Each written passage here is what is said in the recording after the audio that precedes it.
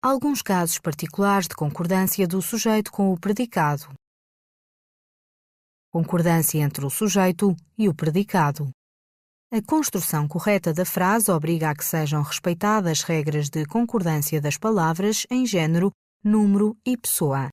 Debrucemo-nos sobre alguns casos particulares de concordância entre o sujeito e o predicado. O verbo flexionado no predicado concorda em pessoa e número com o sujeito. O Ricardo chegou. Os alunos chegaram. Se a frase contiver um sujeito composto, o verbo vai para o plural. A Ana e o Ricardo ofereceram um presente à mãe. Quando esse sujeito composto integra a primeira pessoa, eu ou nós, o verbo vai para a primeira pessoa do plural.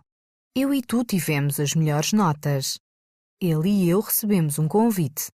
Ele e nós discutiremos o problema. Quando o sujeito composto vem depois do verbo, o acordo pode ser feito com o elemento mais próximo, mesmo que este esteja no singular. Dá-lhe razão o pai, a mãe, os avós e até os vizinhos. Dão-lhe razão o pai, a mãe, os avós e até os vizinhos. Quando o sujeito é composto por verbos no infinitivo, o predicado fica no singular. Falar muito e ouvir pouco dá mau resultado. Quando o sujeito integra expressões como a maioria de, mais plural, ou metade, mais plural, o verbo vai para o singular ou para o plural. A maioria dos portugueses conhece a epopeia de Camões. A maioria dos portugueses conhecem a epopeia de Camões. Mas a maioria conhece.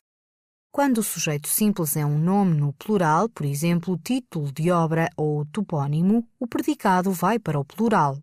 Os Lusíadas apresentam os grandes heróis da história nacional. Mas, se o nome não for acompanhado de determinante, é usado o singular. Barrancos situa-se no Alentejo. Se o sujeito for o pronome relativo quem, o verbo vai para a terceira pessoa do singular. Foram os meus pais quem me deu esta pulseira. Se o sujeito for o pronome relativo que, o verbo concorda com o antecedente. Eu vi os atletas que chegaram à meta. Fui eu que tirei a foto. Concordância com o verbo ser. Em certos casos, com o verbo ser, a concordância é feita com o predicativo do sujeito e não com o sujeito. Tal ocorre quando o sujeito é um pronome interrogativo. Quem são os teus pais? É um pronome demonstrativo isto, isso, aquilo e pelo pronome indefinido tudo. Isso são invenções tuas. É constituído por um nome como, por exemplo, o resto, o mais. O resto são cantigas. Não está expresso na indicação de horas, datas, distâncias.